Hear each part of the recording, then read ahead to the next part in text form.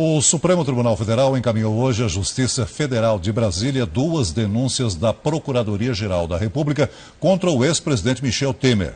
Agora, sem foro privilegiado, Temer poderá responder à acusação de corrupção ativa, passiva e lavagem de dinheiro na investigação de favorecimento a empresas do Porto de Santos. A outra denúncia de participação em organização criminosa na Câmara dos Deputados envolve também os ex-ministros Eliseu Padilha e Moreira Franco, do MDB. Na abertura dos trabalhos do Congresso, o governo reafirmou as prioridades do Executivo: segurança pública e reforma da Previdência. A saudação militar à reabertura oficial do Congresso seguiu a tradição, com salva de 21 tiros. O vice-presidente Hamilton Mourão, representando o presidente Jair Bolsonaro, foi recebido no topo da rampa pelos recém-eleitos presidentes da Câmara, Rodrigo Maia, e do Senado, Davi Alcolumbre. O presidente do Supremo, Dias Toffoli, e a procuradora-geral, Raquel Dodge, acompanharam de perto a leitura da mensagem presidencial ao Congresso. O governo brasileiro declara guerra ao crime organizado.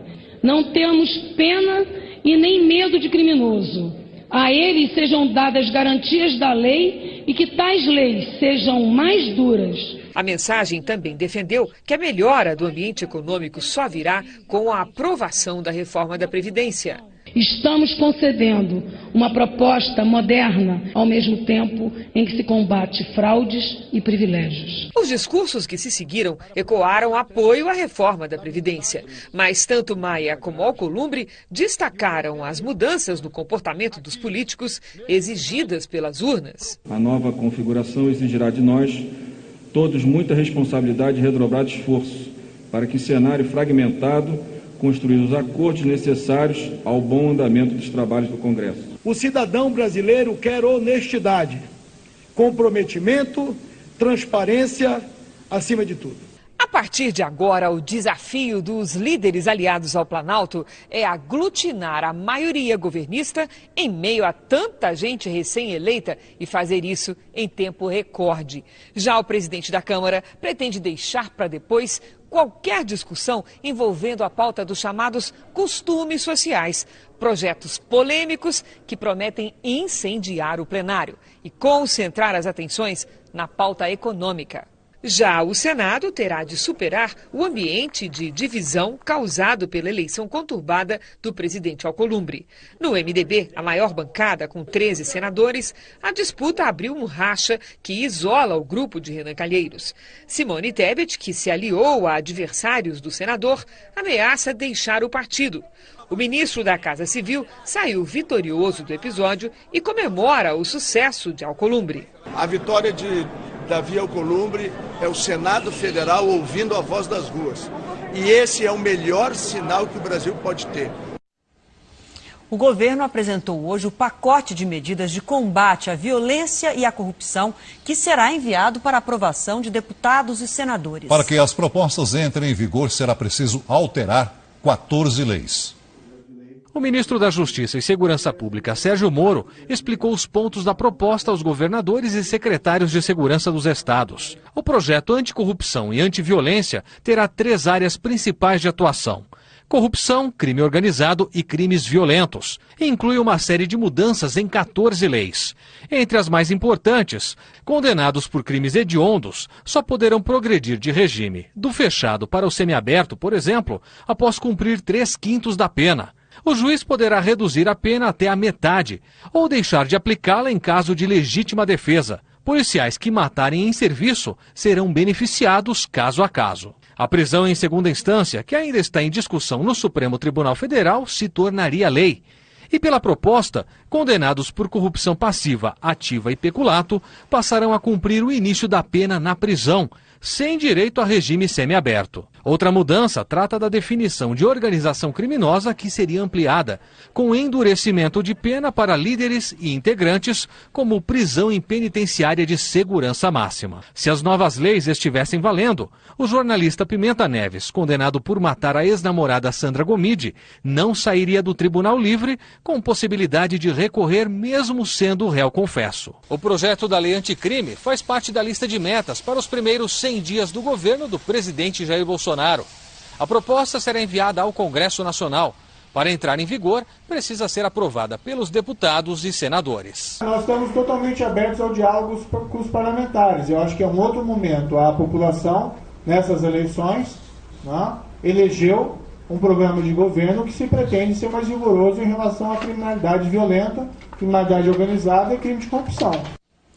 O presidente Jair Bolsonaro está tomando antibióticos e não deve mais ter alta na quarta-feira. As visitas seguem proibidas e o presidente não terá agenda nos próximos dias.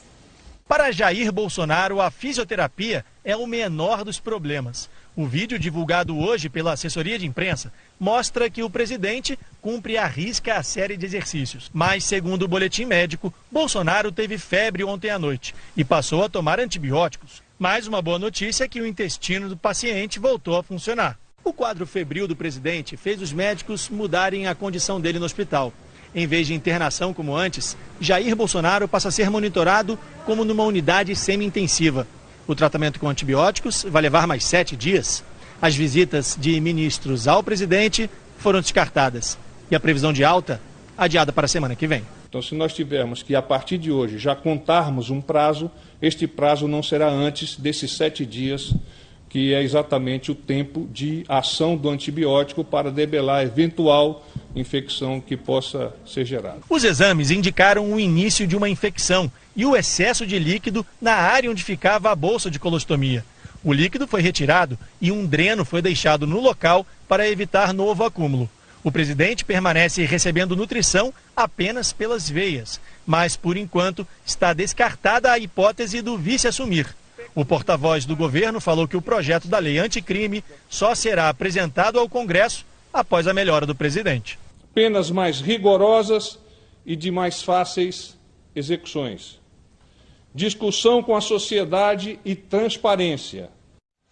Bom, enquanto isso, o governo segue na busca por apoio para a reforma da Previdência. Em troca da ajuda dos governadores, entra na pauta de discussões a renegociação das dívidas dos estados. Nos últimos dias, prefeitos e governadores têm se reunido com o ministro Paulo Guedes para tratar da renegociação das dívidas estaduais e municipais. Em contrapartida, apoiariam a proposta. Nós excedemos em quase 2 bilhões de reais as nossas despesas para o ano, o que nós devemos ter de receita. Ou seja, nós vamos ter que atacar essas despesas, entre elas a maior é Previdência e folha de pagamento. Segundo o secretário da Previdência e Trabalho, Rogério Marinho, a proposta divulgada seria apenas uma das versões da reforma que serão apresentadas ao presidente da República. O governo avalia que a eleição de Davi Alcolumbre para a presidência do Senado e de Rodrigo Maia para a presidência da Câmara devem facilitar a discussão das propostas, que receberão o sinal verde de Jair Bolsonaro nos próximos dias.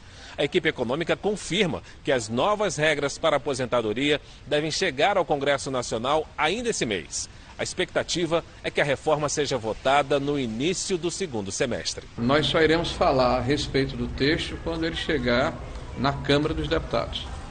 Nós não vamos antecipar um processo que ainda precisará passar por negociações, por consultas e pela validação do presidente da República.